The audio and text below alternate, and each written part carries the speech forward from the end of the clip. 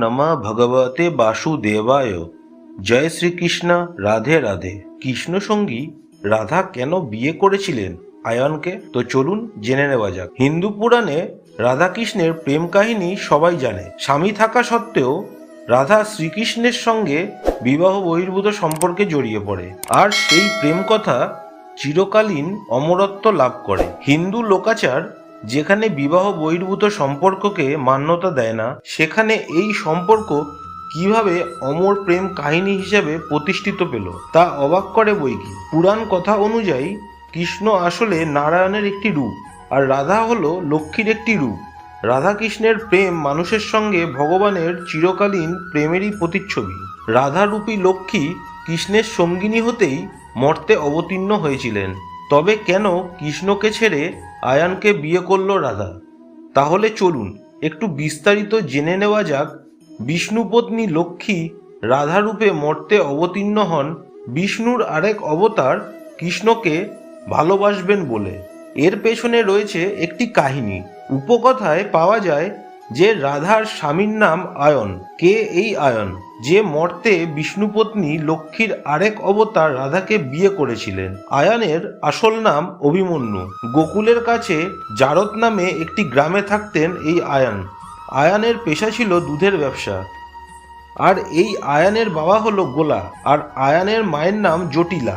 আয়ানের বাবা ও মা ছাড়াও আয়ানের একটি বোন ছিল, তার নাম ছিল কুটিলা। এই আয়ান হলো কৃষ্ণের আত্মীয়। সম্পর্কে কৃষ্ণের পালিতা মা যশোদার তুতো ভাই ছিল এই আয়ান বা অভিমন্যু। আয়ানের সঙ্গে রাধার বিয়ের মূল উদ্যোক্তা ছিল কৃষ্ণের পালনপিতা নন্দরাজ। আয়ান ছিল একনিষ্ঠ কালী ভক্ত। তিনি সর্বদা কালী পুজো অর্চনা নিয়েই থাকতেন।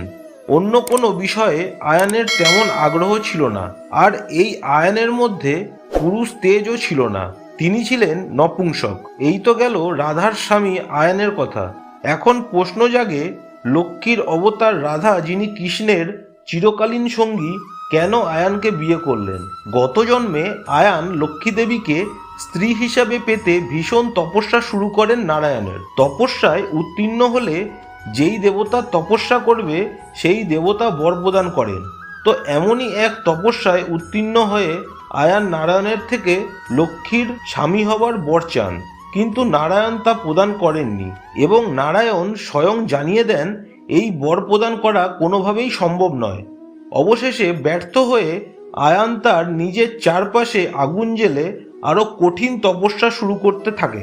এইভাবে কঠিন তপস্যা করতে করতে অবশেষে আয়ান সেই তপস্যাও উত্তীর্ণ হয়ে গেল।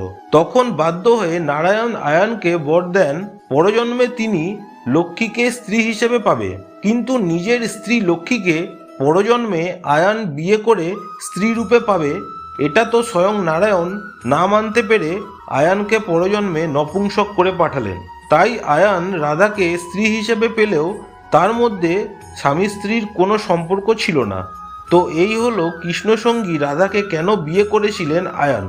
বন্ধুরা, ভিডিওটা ভালো লাগলে লাইক, কমেন্ট, শেয়ার এবং সাবস্ক্রাইব অবশ্যই করে দেবেন, এবং আরও ভিডিও পেতে পাশে থাকা বেল বাটনটি টিপে দেবেন। আর যদি এই ভিডিও ভালো লাগলো তাহলে আমার এই চ্যানেলে অন্যান্য ভিডিও দেখে আসবেন। জয় শ্রীকৃষ্ণ। রাধে রাধে। ধন্যবাদ।